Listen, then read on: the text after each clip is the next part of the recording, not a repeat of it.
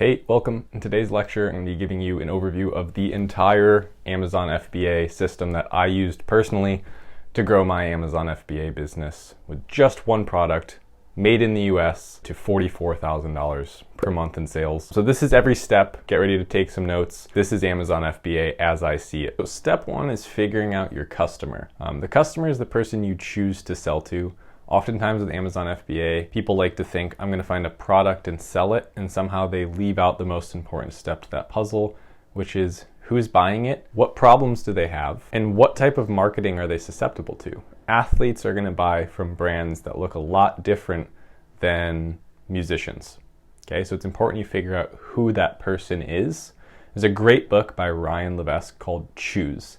Tagline, the most important decision to starting your business. Highlights this. It's a whole book about who your customer is, how to find them, what the market should look like. I highly recommend that read. That's step one. By the way, there's a lot of steps here, which is why I'm going to leave a link in the description. It's a free version of this that you can download from my Patreon. I made it available to everyone. Step two, what does your customer already buy? We're not inventing products. We're simply looking at products that your customer already buys and figuring out which one of them we want to focus on to make a great version of, which brings me to step three. Which product are you going to focus on? And I have a few tips for you on this step. When you get to step three, don't just willy-nilly choose the first one that seems easy. Choose the one that leads to repeat purchase behavior. So if you can see there's 15 things my customer buys, this one they buy more than once, I would start there. Also, I like to think at this point in terms of which one of these products is my customer most excited about. Okay, so we've all been there where you order something from Amazon and you don't even remember what it is, right? Something shows up and you're like, what is this? You open it, it's like, oh, it's Brita filters. Gotcha. Or, oh, it's sponges. But then there's the things, the products that we order as customers where we're checking tracking. We're excited. we can't wait for it to get here. Those are the things, when also tied to repeat purchase behavior, those are the products that when I find them related to my target audience, I start there. And that brings us to step four, which is the natural progression of this. And by the way, I'm going to lose count at some point, so I'm just going to stop saying the name of the steps. Start learning about that product. Order your competition. Order products that are off of Amazon that are more expensive than the ones that are on Amazon. What do those look like? Are they solving problems at a higher level than the ones that are currently available? We have to learn about this product and customer and become an expert of industry. We have to know it inside and out, figure out ultimately, if I'm going to spend the next 12 months, 18 months building a 7-figure business here, I need to know this like the back of my hand. This is your time to start really figuring out what to do to make this product better. Look at each individual component of it as if you were an engineer. How does it all work? How can we make this better? Once you feel comfortable and confident in your ability to analyze the product and figure out how to make it better, move on to the next step, which is R&D at home. What I mean by this is you can order individual components and test them, right? Quick story, when I was building my brand that I own now, I was like working on the product without a supplier by myself. I had spreadsheets built with different tests that I was running, and I was ordering individual components to try and build it myself at home. I looked like a mad scientist. Don't be afraid to get your hands dirty and actually do some of this testing yourself. It'll actually probably benefit you and give you the confidence when your supplier starts taking cracks at making this product to judge their ability to do so. Okay, and then find brands to imitate. So great branding already exists everywhere around you. Everything that you're going to walk through in life, in stores and commercials, there's great branding there. You don't need to be original. You can just copy great branding, right? So we are there's a book called Steal Like an Artist. I think that's a good way of putting it. Like, you can just steal things that already work and bring it to a new marketplace. So I did that with my brand, with Liquid Death's marketing. I just took what they did and I did it on a new style of market. Just this edgy, cool branding with great illustration and feel, and all the fonts are customized by a designer to like feel a certain way. There's angst within it, right? It's like, I just took that and did it there. I literally looked at a can of Liquid Death and I wrote down everything that was on it and gave it a name. So it's like product, title, brand name, tagline, product description 1, product description 2, brand story, short brand story, right? And I just did all that and I made it my own.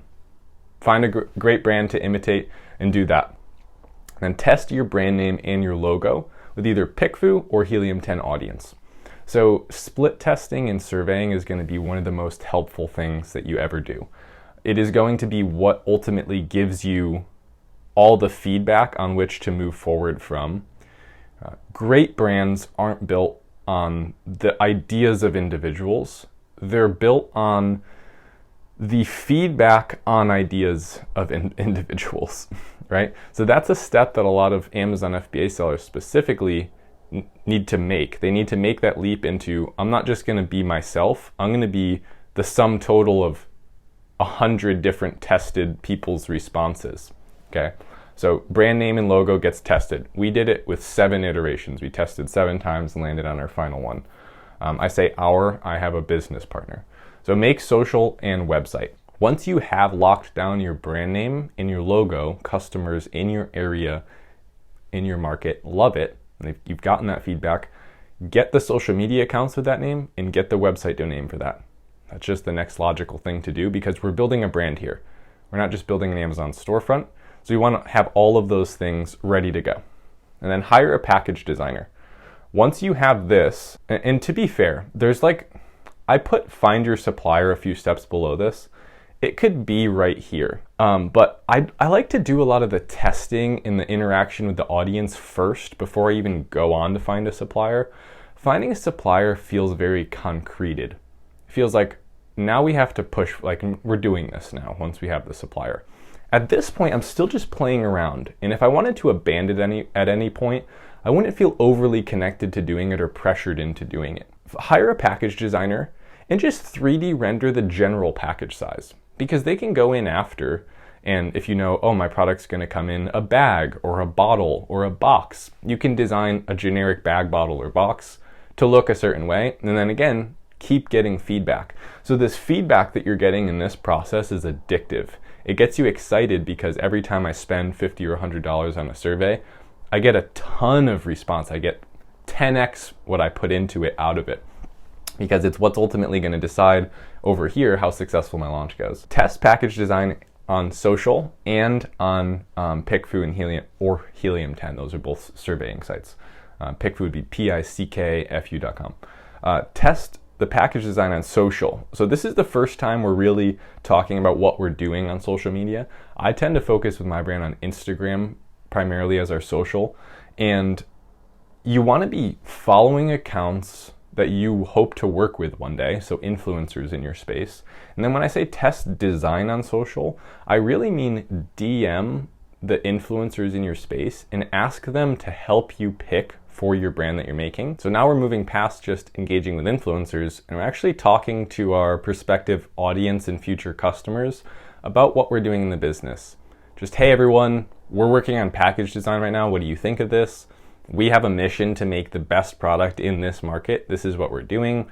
Maybe even sharing funny memes, making reels with popular audio from your space, etc. Next step is find your supplier, start local, and work back. So we found a supplier here in the US and it took us about 3 months. That's just me being honest. It's hard work. It's a lot of outreach. It's a lot of no. It's a lot of rejection. And then one thing that I found helpful was to ask every no if they might know a yes. And what I mean by that is I'm calling, I'm emailing, I get these responses, I pitch to them, this is what we're trying to build, what we're trying to do. They say, well, we could do it, but you have to order 20,000 units. Of course, I can't do that. So I say, do you know anyone that might be able to do this for us, maybe at a smaller scale? Most of the time they're going to say, no, sorry. But occasionally they'll say, yeah, actually, we do know a company here locally that does that. And that's ultimately what ended up working for us. We didn't find our supplier on a website or on ThomasNet or on Google. We got referred to them by another bigger company that was ranking as manufacturing this product in our country. Now, when I say start local and work back, I mean start in the US. If you can't find it in the US, go to Mexico. If you can't find it in Mexico, go to South America or Europe or Germany and land lastly on China. The reason is you can almost always get things done in China, but there is a barrier to entry and a benefit to not manufacturing with the companies that manufacture for everyone. You can do things like NDA, non-compete. However, it is nice to be out of that circle. There's benefits to being manufactured somewhere else, and it comes with an increased perceived product value when you're not manufactured in China. We've actually had reviews on our product about being made in the USA, comments, and negative reviews on other products about they were manufactured in China. I would have expected this thing was manufactured locally, etc. So start local, work back. Really, if you can and it's economical to do so, try and be US sourced if you're trying to grow your brand here. Then optimize package dimensions and carton size. So that's going to determine your FBA fees. Okay, so when we find that supplier, yes, we can do this. One of the first things you want to do is get as close to physically airtight as possible. You don't want leftover room. We don't need 2 inches of extra room in the box. Obviously, if you have a fragile product, airtight would mean styrofoam and as close as we can get it where it still doesn't break, etc. However, keep in mind FBA fee structure, downsizing, reducing weight, that's all going to help you. Request your shipping cost, rough quote, and then analyze profit margin. We need to make sure that we're going to have healthy profit margins. I would recommend starting at 40% and above. There's things that are going to come in later. PPC might have a total advertising cost of sale of 15% over the life of the first 6 months of the product or something, 20%. That's going to drag your profit margin down. You're going to have different shipping seasons are going to cost more. Like there's just things that you don't even know you don't know about right now that'll affect your margin. Obviously, the higher the better. If you're coming in and like best case scenario, high price in the market, I'm making 20% on this product, just don't sell it. Don't be too committed to one idea. Just go back up to the top and restart again until you find something. Or go back up to step 2 and just figure out something else that customer you want to sell to buys, and then start from there. Make insert card / gift go above and beyond. So this is the point where the customer gets something they weren't even expecting to get. They get something in the packaging. They get a little free bundle that they weren't expecting. Something that shows them even just like a really funny thing on the back of your box, or like get creative at this point. But think of it in terms of like, I don't have to be the perfect copy and paste brand that everyone is on Amazon. I can have some fun here. I can think about this like there's a personalized touch to it, etc. Just get creative and think about when my customer receives the product, that first impression, how do I really take it to the next level? I'm not just someone else selling another thing on Amazon. Request master sample. So at this point, you've been talking to your supplier about what you want to do. You're already an expert of industry. You've been working at home, R&D at home, working with competitors' products. You know what to change. Now it's time for your supplier to take a crack at this thing. Try and make it and send it to me. I want to see your version that's ultimately going to be mass produced. Obviously, then you need to test and evaluate the sample against competitors. So you want to hold your sample, your master sample in hand, or at least your first version, iteration of sample. And then you want to hold your top 3 competitors and just say, if I got any one of these, which would I be happiest with, and be honest. And the best way to be honest is to take personal bias out of it. Give it to other people as a blind test. Don't tell them which is yours. Especially works well if they don't know what you've been working on. It's not like a very close relative, but maybe even slightly close friend, someone from where you work. Hey, which one of these products do you like? You don't have to tell them that you're selling it, all right? And just get that honest feedback. Evaluate. If you're winning every time, you have a clearly better product. That's going to be helpful. Up here, we come to NDA and non-compete. Simple stuff. Get your supplier to sign a contract saying that they're not going to disclose the information about your brand or your product to other companies. They're also not going to compete directly with you and sell it to other competitors. Create Google Drive and add documents. This is where we start getting organized. We've been working on a lot of stuff. We've been probably making market analyzations and documenting the process and taking pictures of the things we've been doing, putting them on social, getting profit margins, spreadsheets, etc. Each one of these steps is not just a sentence. There's things that you have to do in that sentence, right? This is the overview. If you want to join Savage Sellers down below, you can actually come to a place where I show you a video with each one of these things, not every one of them. Create that Google Drive and just get organized, right? Start thinking about this in terms of if I was going to sell this business to someone in 2 years and get acquired, would they be happy with the organization, the documentation, and the structure of how this business runs itself? It can't just be you think about everything and do it and everything's a disorganized mess. And then production time. So we're starting to talk to the supplier about when do we think we can mass produce this? When are we going to start, finishing this project up. Create the listing and set the launch date to 1 year ahead. So this does something really unique. It gives you the power over your sales rank and your launch. So as soon as Amazon starts receiving your inventory, it doesn't just make your listing active. You want to have the ability to do that, and we'll get to that in a second. Send sample to photographer. We've confirmed this is what we're going to be selling.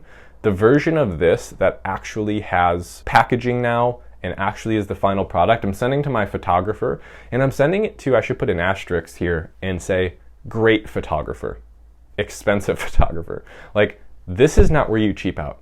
I see people, I do consulting one-on-one calls, and I see people constantly who are like spending $5,000 on ads, but will not spend $900 on photography. And then they wonder why the ads don't work. Because your listing sucks, right? You cheaped out on the one thing you should have been overly generous with, and now you're just throwing money at something expecting it to sell. Start the right way, okay? Just start from a place where we have the best presentation in the market. Then package design to your supplier. Those are backwards, sorry, just wrote this down today. Obviously, package design needs to get printed before it goes to the photographer. Send barcodes to the supplier. Now, caveat here, you might do paper barcodes, you might send them to your supplier to be put on each individual package, or you might just have your barcode, UPC barcode, printed on your package design. That's what I've done with my product, and I did not use an Amazon barcode. I used a UPC code because we one day want to be moving into retail where we won't have to change our barcode. We can just use what's on there. Now, make your shipping plan. So you actually have to go into Amazon Seller Central at this point, make a shipping plan. If you're here locally, it's going to be really easy for you. You're going to be using a less than truckload and LTL shipment, having them pick it up directly from your supplier's front door and then deliver to Amazon probably within a few days to a week, and probably for only a few $100s and pennies a unit. That's my personal experience with a shipping plan here locally.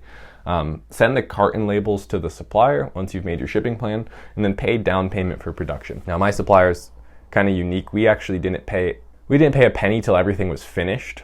So we actually just paid the full balance at once at the end.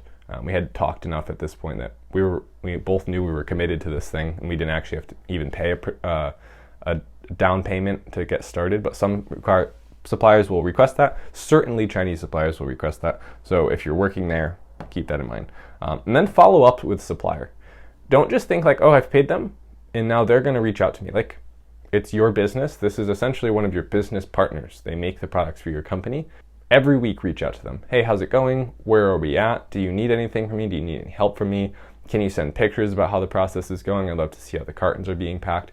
Stay up to date with them in a friendly way, not like a dictatorship where you're like barking orders at them, but just stay in touch, right? This is an important part of the process. Connect freight forwarder with the supplier, optional. Like I said, you're not going to have a freight forwarder if you're in the United States. If you're working in China, you will. It's a great time to get them in touch with each other, share contact information so that the shipping process goes smoothly.